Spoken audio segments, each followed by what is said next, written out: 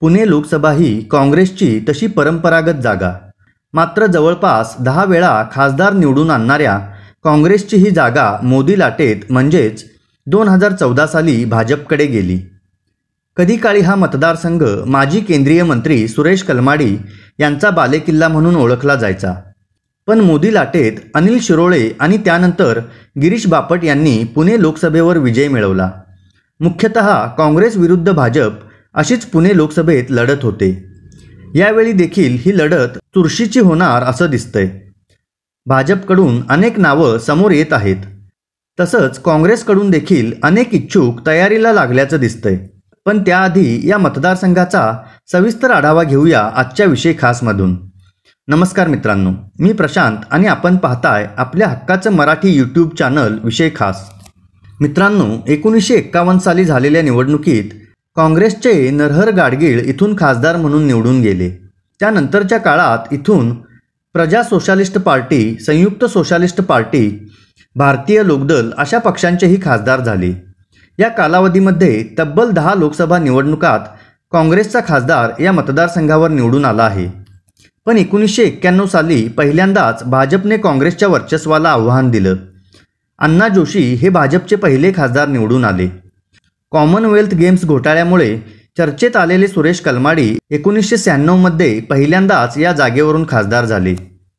2004 आणि 2009 मध्येही कलमाडी काँग्रेसच्या तिकिटावर येथून खासदार झाले.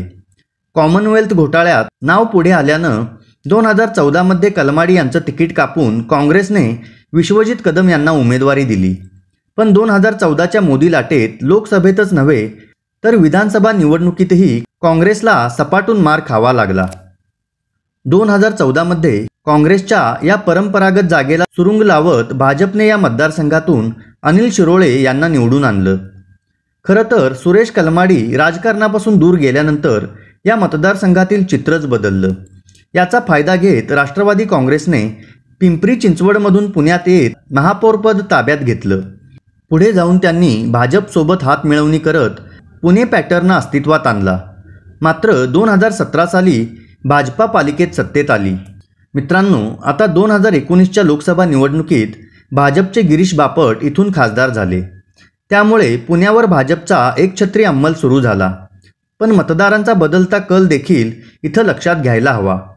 कारण 2019च्या विधानसभा निवडणुकीत भाजपचे 2 आमदार पडले होते. अशातच गिरीश बापट यांच्या निधनानंतर भाजपकडून पुणे लोकसभेसाठी कोण चेहरा असणार हे निश्चित होत नाहीये. भाजपने यावेळी अब की बार 400 पारची घोषणा दिली आहे. 2014-2019 मध्ये सत्तेत आल्यानंतर भाजपने 2024 मध्येही सत्तेवर येण्यासाठी कंबर कसली आहे. यावेळी पुण्यातून भाजपमध्ये इच्छुकांची गर्दी आहे. यात माजी महापौर मुरलीधर मोहोळ, माजी आमदार व माजी शहराध्यक्ष जगदीश मुळीक आणि भाजपचे माजी राष्ट्रीय सचिव सुनील देवधर रांगेत आहेत. मेधा कुलकर्णी यांना राज्यसभेवर पाठवून भाजपने पुण्यातील उमेदवारीची चुरस थोडी कमी केली आहे. मोहोळ यांना महापालिकेतील कामाचा अनेक वर्षांचा अनुभव आहे. मुळीक यांनी आमदार आणि त्यानंतर शहराध्यक्ष म्हणून काम करीत असताना लोकसभेचा उमेदवार म्हणून स्वतःची प्रतिमा तयार केली आहे. तर देवधर हे मूळचे पुण्याचे असून राष्ट्रीय स्वयंसेवक संघाचे प्रचारक, राष्ट्रीय राजकारण आणि विविध राज्यातील संघटनात्मक कामाचा त्यांना तगडा अनुभव आहे. पण लोकसभेसाठी ब्राह्मण उमेदवार द्यायचा की ब्राह्मणेतर हा भाजप पुढचा तिढा सुटला नसल्याचं राजकीय वर्तुळात बोललं जातंय.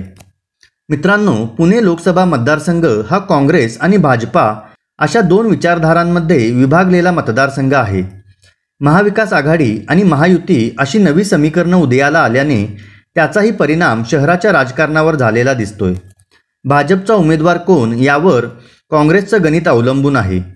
काँग्रेसकडून माजी आमदार मोहन जोशी, कसब्याचे आमदार रवींद्र धंगेकर, प्रभारी शहराध्यक्ष अरविंद शिंदे, माजी नगरसेवक अभय छाजेड यांची नावं पुढे येत आहेत. तसं पाहायला गेलं तर काँग्रेसकडे आत्तापर्यंत अनेक जणांनी उमेदवारीसाठी अर्ज केलेत. कसब्याचे विद्यमान आमदार रवींद्र धंगेकर यांचं नाव देखील लोकसभेसाठी चर्चेत आहे. किंबहुना त्यांचे तसे बॅनर देखील पुण्यात लागायला सुरुवात झाली आहे. आक्रमक कार्यशैलीसाठी ओळखले जाणारे धंगेकर लोकसभेच्या रिंगणात उतरले तर या निवडणुकीत आणखीनच रंग भरण्याची शक्यता वर्तवली जात आहे। शिवाय मित्रांनो, पुणे लोकसभा निवडणुकीसाठीची लढत तसं तर भाजप आणि काँग्रेसमध्येच आहे, मात्र पुण्यात मनसेकडूनही लोकसभेसाठी तयारी सुरू झाल्याचं चित्र आहे। मागील निवडणुकीमध्ये उमेदवारही न देता तटस्थ राहिलेल्या मनसेने यावेळी पुण्याकडे विशेष लक्ष केंद्रित केले आहे। मनसेने पुणे जिल्ह्याची जबाबदारी राज ठाकरे यांचे पुत्र अमित ठाकरे यांच्यावर सोपवली आहे। पुणे लोकसभेच्या जागेवरील प्रश्नावर प्रतिक्रिया देताना अमित ठाकरे म्हणाले की राज ठाकरे यांनी जबाबदारी दिल्यास यशस्वीपणे पार पाडणार आहे। शहराध्यक्ष साईनाथ बाबर, माजी नगरसेवक वसंत मोरे यांची नावंही लोकसभा उमेदवारीसाठी चर्चेत आहेत। मित्रांनो, पुणे लोकसभा मतदारसंघात 6 विधानसभा मतदारसंघ येतात। यामध्ये वडगाव शेरी, पर्वती, कोथरूड, कसबा पेठ, शिवाजीनगर, पुणे छावणी या विधानसभा मतदारसंघांचा समावेश आहे।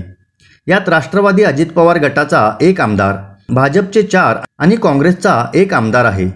तसं पाहायला गेलं तर या मतदारसंघात भाजपचं वर्चस्व जास्त आहे, त्यामुळे ही लढाई काँग्रेससाठी सोपी नाही आहे।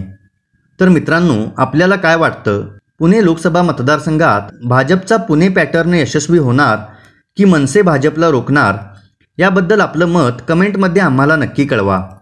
व अशाच माहितीपूर्ण व्हिडिओजचे अपडेट मिळविण्यासाठी विषय खासला नक्की सबस्क्राईब करा।